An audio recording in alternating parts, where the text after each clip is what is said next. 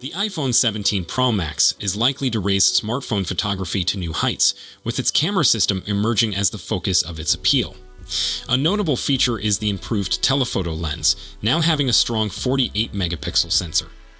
This improvement not only enhances optical zoom, but also allows digital zoom up to an astonishing 50x. Whether shooting vast vistas or minute details, this function offers unrivaled clarity and accuracy for users. The front-facing camera also gets a considerable increase, integrating a 24-megapixel sensor combined with a 6-element lens. This combination produces crisper selfies and greater performance in low-light circumstances, serving to consumers that demand high-quality photographs in any scenario. Apple is preserving the 48-megapixel wide and ultra-wide sensors introduced in prior versions, making sure consistent picture quality across all lenses. Together, these upgrades establish the iPhone 17 Pro Max as a pioneer in smartphone photography, notably in optical zoom innovation and low-light photographic capabilities.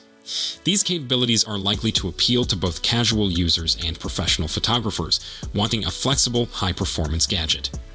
The iPhone 17 series has a novel design that pushes away from the rounded edges of its predecessors.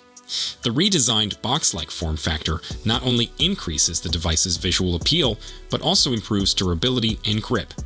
This revised design follows Apple's larger idea of blending utility with beauty, ensuring the gadget is as utilitarian as it is visually attractive. The streamlined design is likely to connect with people who appreciate both elegance and usefulness. The flat edges and sturdy design are expected to make the iPhone 17 series a distinctive addition to Apple's range, appealing to people who seek a premium feel and greater longevity in their smartphones. Apple is likely to introduce the iPhone 17 series in early to mid-September, following its well-established launch timetable. Devices are scheduled to enter stores about 10 to 14 days following the announcement, offering a predictable time frame for enthusiastic buyers. This regularity in release patterns helps generate anticipation and assures a seamless rollout for Apple's next flagship products. Despite the major changes, Apple is expected to keep its present price structure. The iPhone 17 Pro is rumored to start at $999, while the Pro Max may begin at $1,099. However, regional price might differ owing to variables, such as currency changes and tariffs. By keeping pricing consistent, Apple displays its dedication to giving value without losing its devoted consumer base. This approach guarantees that the iPhone 17 series stays competitive while giving novel features. The iPhone 17 debut is likely to coincide with the introduction of other Apple goods, further expanding its ecosystem. Potential additions include the third-generation AirPods Pro and new Apple Watch models, both of which are expected to work easily with the iPhone 17. This integration provides consumers a more coherent and simplified experience across devices. For instance, the AirPods Pro 3rd generation might have increased noise reduction and spatial audio capabilities, giving a more immersive listening experience. Meanwhile, the future Apple Watch models may bring additional health tracking functions, such as better heart rate monitoring and sleep analysis.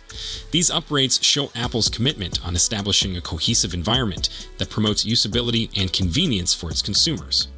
By extending its ecosystem, Apple not only improves the attractiveness of the iPhone 17 series, but also solidifies its position as a pioneer in consumer technology. The seamless integration of gadgets means that customers may have a holistic experience, whether they are working, exercising, or resting. The iPhone 17 Pro Max offers a huge step forward in smartphone technology, notably in the domain of photography. Its enhanced telephoto lens, updated front-facing camera, and streamlined design appeal to a broad variety of customers, from casual photographers to tech fanatics. Combined with a consistent price plan and possible ecosystem expansions, the iPhone 17 series strengthens Apple's status as a leader in innovation and user experience. As the planned September release approaches, enthusiasm continues to grow for what might be one of the most dramatic product releases of the year. Whether you're a long-time Apple customer or contemplating your first iPhone, the iPhone 17 series promises to provide a captivating combination of performance, design, and value that is guaranteed to create a lasting impression. United States President Donald J. Trump finally announced tariffs that would affect governments globally. China, Vietnam, and India are among the most impacted nations. For Apple, this is devastating news since these locations concentrated the company's manufacturing, and it would force Cupertino drastically hike its product pricing or lose its profit.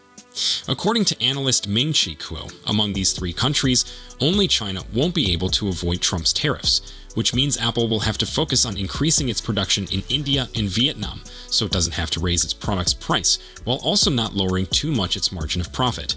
He says with 85 to 90% of Apple's hardware production headquartered in China and the remainder in India and Vietnam, the Trump administration's new tariff policies imposing 54%, 26%, and 46%, respectively, will considerably hike prices for hardware exports to the US.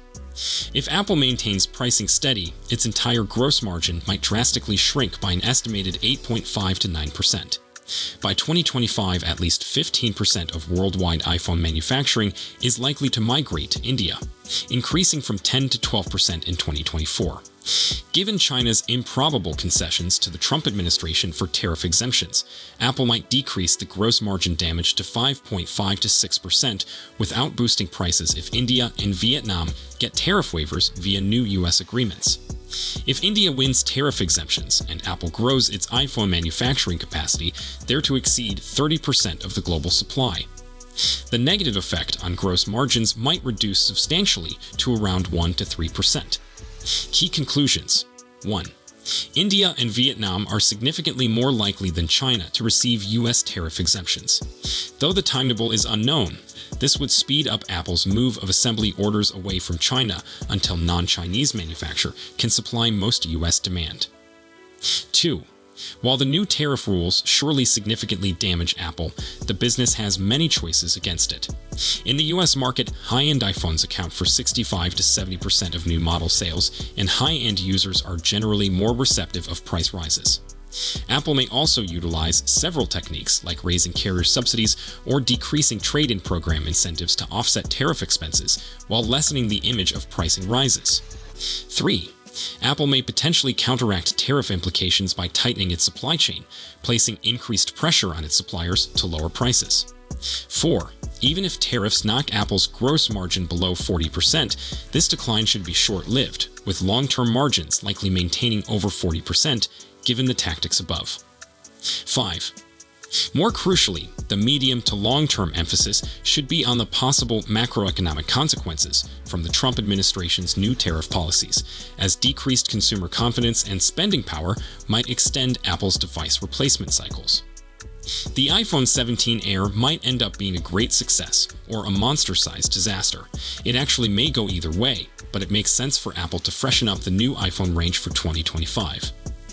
After all, the iPhone 17 Air would apparently replace the iPhone 16 Plus model, which has not been a strong seller for Apple for the previous two generations, according to several rumors. And I can see why. It's good to have a huge screen for less, but I believe most people who want to gravitate for the costlier and more powerful iPhone 16 Pro Max. The iPhone 16 Pro Max costs $300 more than the iPhone 16 Plus, but when you mix in carrier discounts and trade-in promotions, that difference may diminish in a fast, particularly when stretched out over a couple of years of payments. As the thinnest iPhone ever, the iPhone 17 Air is being positioned as something genuinely unique in Apple's range, and there's lots of reasons to be thrilled, and also some things to be frightened about. Here's the biggest iPhone 17 Air rumors so far.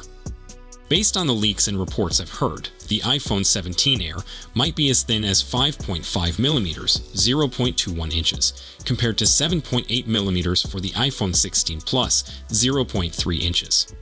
The Samsung Galaxy S25 Edge is anticipated to be 5.84 millimeters, so the iPhone 17 Air might end up being the thinnest phone in the world from a major manufacturer. The TechnoSpark Slim measures 5.57 millimeters, but that's merely a concept for now. The iPhone 17 Air will allegedly sport a 6.6-inch with OLED display. That's a tiny bit smaller than the iPhone 16 Plus, 6.7 inches, but sufficiently enough for immersive entertainment and gaming on the road. Plus, the iPhone 17 Air's display is believed to boast a 120 Hz refresh rate utilizing LTPO technology. That means you should experience smooth frame rates coupled with always-on display capability. One of the main anxieties regarding the iPhone 17 Air, aside than durability, is that it won't last long enough on a charge. However, Bloomberg's Mark Gurman writes that Apple has been working hard to provide the iPhone 17 Air battery life that's on par with current iPhones. To be fair, it encompasses a rather broad range of runtimes based on our iPhone 16 battery tests. The ordinary iPhone 16 averaged 12 hours and 43 minutes on our web browsing battery test, while the iPhone 16 Pro Max persevered for nearly 17 hours. The iPhone 16 Plus gets 1629. So we'd be thrilled with anything over 12.5 hours from the iPhone 17 Air, which would be outstanding with a smaller size battery. Gurman thinks Apple will pull it off by concentrating on efficiencies in the display, semiconductor components, and software. There's no clear news on the iPhone 17 Air's pricing, but Apple might opt to charge the same $899 it charges currently for the iPhone 16 Plus. Apple also potentially elect to charge $999 for the gadget if it opts to hike the price of the iPhone 16 Pro to $1,099, but that's just conjecture. Overall, I'm more enthusiastic than negative about the iPhone 17 Air. If Apple can reproduce the magic of the MacBook Air in iPhone form and get people enthused about phone design again, it may have a true winner on its hands. It merely has to persuade customers that the iPhone 17 Air doesn't make too many trade-offs in order to attain its slimline design. So, if you enjoyed this video, please don't forget to give it a thumbs up and subscribe to our channel for more exciting tech news and updates. Thanks for watching, and we'll see you in the next one. Goodbye.